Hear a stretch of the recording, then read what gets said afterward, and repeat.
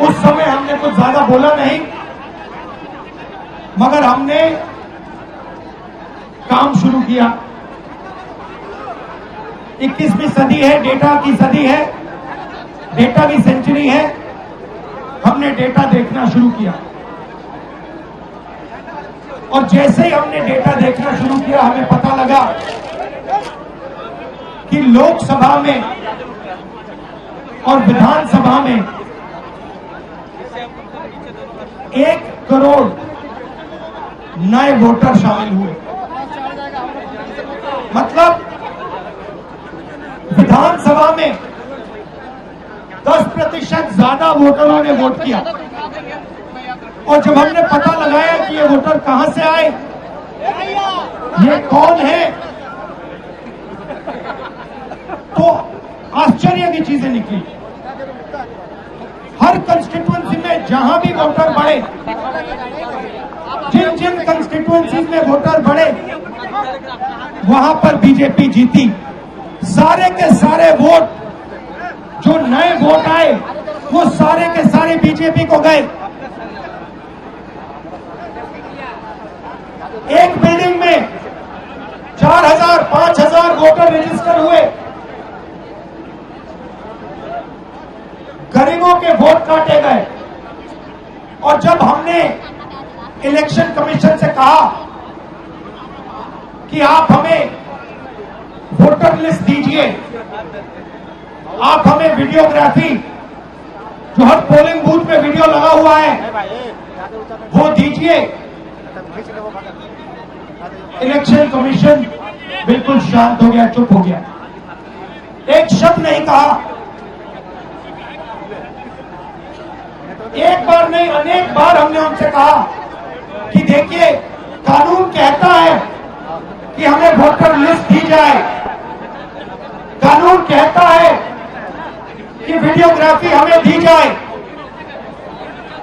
आज तक महाराष्ट्र की वोटर लिस्ट हमें नहीं मिली। वीडियोग्राफी का कानून बदल दिया क्योंकि वो सच्चाई छुपाना चाहते हैं। यहां पे हम आए हैं, 7 मूर्ति हमारे पीछे है।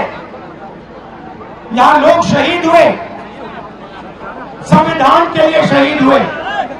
और संविधान में लिखा है कि हिंदुस्तान के हर नागरिक को, चाहे वो किसी भी जात का हो, किसी भी धर्म का हो, हर नागरिक को एक वोट मिलना चाहिए।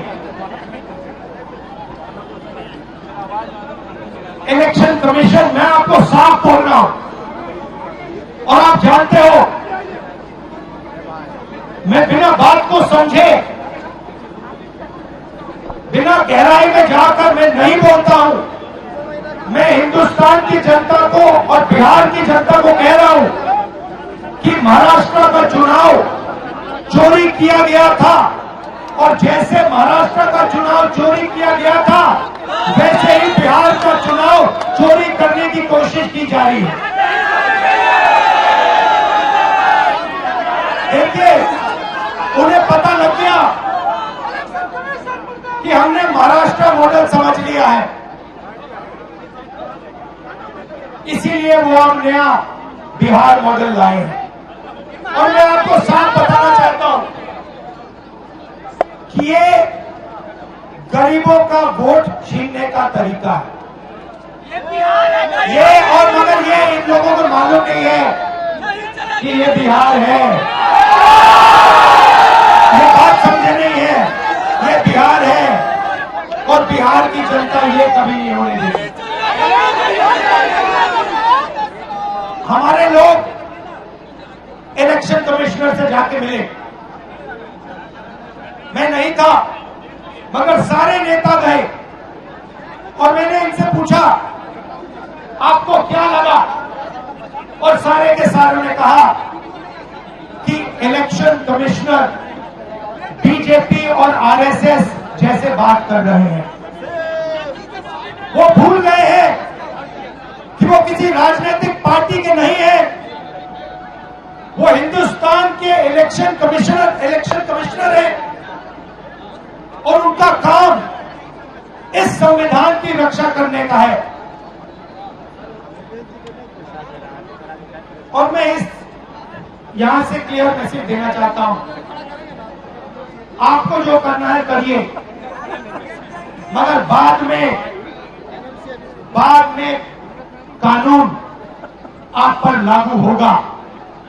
भूलिए मत, आप कितने भी बड़े हो, कहीं भी बैठे हो, कानून आपको नहीं छोड़ेगा। मैं आपको गारंटी दे रहा हूं कि कानून आपको नहीं छोड़ेगा। आपका काम बीजेपी का काम करने का नहीं है, आपका काम हिंदुस्तान के संविधान की रक्षा करने का है। आपका काम बिहार की जनता का जो वोट है, बिहार की जनता के दिल के अंदर जो है, उसको पूरा करने का है। और आप अपना काम नहीं कर रहे हो।